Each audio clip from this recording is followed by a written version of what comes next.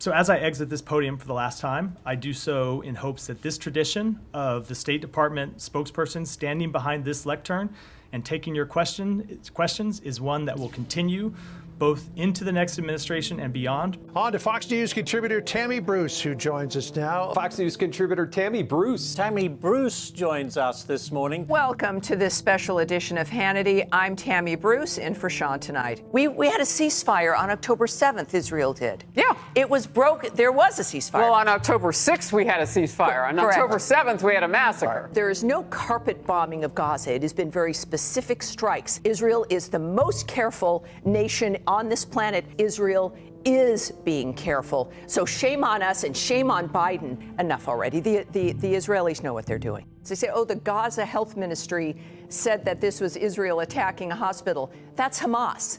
It's a Hamas. They're terrorists. Why wouldn't you believe a group that cuts the heads off of babies? They can be believed and they're trustworthy. Earlier today, the UN Security Council voted to increase aid to Gaza. Now, the White House is pushing Israel to take pauses in its war against Hamas. Do we pause the assault and get people out, or do we crush Hamas? You know, I would have loved that conversation during Afghanistan. Even with Ukraine, we were asking Zelensky if he needed a ride out. And he says, I don't need a ride out. I need ammunition. But now for the Jews, take a pause. Asking Israel to stop at this point is like asking a firefighter to stop a fire halfway through.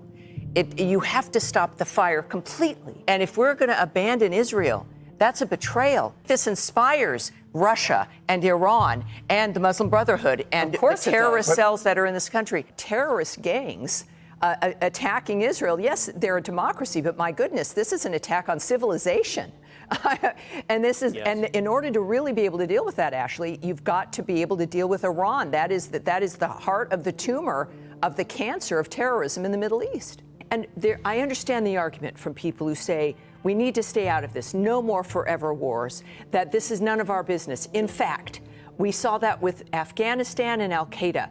We did nothing with bin Laden. And then September 11th happens. It is now a global village. Things that happen in other places affect us. And the same now with Hamas. And it's not just the Middle East. It is Russia and Ukraine. It is China and what they will do with Taiwan. And it's Fat Boy in North Korea giving weapons over to Russia. Donald Trump stood up to Iran. They knew that he was serious. We got Soleimani and al-Baghdadi. He was able to frighten the world's worst actors, and that's what America's got to be able to do. Tammy, what's going on at colleges across the country, and since when did we ignore a heinous act of terror that killed more than 1,400 people and support a terrorist group? This is not new. It didn't just suddenly appear. This is the result of the infection on the left. We see it with, yes, the squad in Washington, and we see it in this environment. The argument here, of course, is that nothing is really about a free Palestine, because you can accomplish that without murdering babies and slitting their throats. This is about the Jewish people. And that is what underlies this, is Jew hatred. With Democrats and friends of mine and others, Barry Weiss has written about this, others have on the Free Press, is a feeling amongst liberals, especially Jewish liberals, of betrayal. The Free Press, run by Barry Weiss, also had a very good analogy. If we had had a racist group then march to celebrate Dylan Roof and the murder of those black Americans in that church, there would have been universal outrage. It would have been rejected. And yet, when it comes to Jews, they won't do it. We also understand what it costs now to go to these schools. Hundreds of percentage points of increase, inflation of what these colleges now cost. For what? To teach your child how to get arrested? To teach them how to be a bigot? To teach them how to injure and frighten a Jew? Is that why you're paying $50,000 a year for Jews to be the ones who are removed from an environment and told effectively to hide in the attic and do your work there? Is outrageous. Having to appease Jew haters to keep your job. Wow.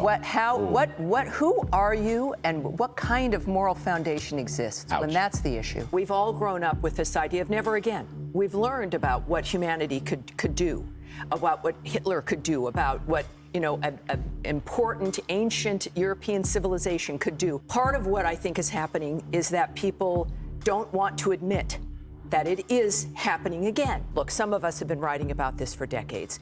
You were warned that this was happening and it was coming. David Horowitz, myself, Mamet, Andrew Breitbart, multiple other people who've come out saying, this is what we see. Beware. Americans are united on the issue, not just of Israel. This is about Jew hatred and crimes against humanity. Chants like From the River to the Sea, which calls for the destruction of Israel and, by many people, of course, then the resulting annihilation of the Jewish people. Sydney, gas the Jews. Out here, from the river to the sea, it is messages of extinction. I contend that when it comes to the displays and the marches and people walking around with the Hamas gear and the scarves, and that is a hate crime. That is meant to replicate the fear and the terror against Jews, not just here, but worldwide. Say, well, you've got to have an underlying crime. Intimidation, harassment. It's the entire package. We've got to admit this. What should our position be with respect to trying to bring peace to Israel and find some sort of way of negotiating or helping to negotiate a deal between Israel and Palestine? The problem is that what people saw even with the Gaza Strip, the establishment of that, a lot of people said that's going to become a man-pad for terrorism. That's exactly what happened. Ethnically, there is no difference between the so-called Palestinians and the average Arab. You want a second state? It's Jordan. It's Saudi Arabia. It's Iraq. You have ethnic differences with the Persians, with the Kurds, but the people there in the Gaza Strip are Arabs. So, I mean, this is an interesting kind of shiny squirrel, if you will, when it comes to the nature of what's occurring there. Israel is the size of Connecticut. When you look at the nature of the landmass of the Middle East, the idea that there has to be another state right there is, I think, just a political argument. It's an argument for those Arabs, and especially for Hamas, the terrorist groups as well that are funded and supported by Iran, as a way in to kind of squeeze Israel even more. The issue has to be an end to terrorism and making sure Israel is safe in the process of this dynamic, not this two-state solution argument. So you say there should never be a two-state solution? Well, I think that there's multiple states already and Israel. Jordan is already the Palestinian. Well, again, there is no ethnic Palestinian. They're Arabs. They're exactly as the Jordans, as the Jordanians, as the Saudis.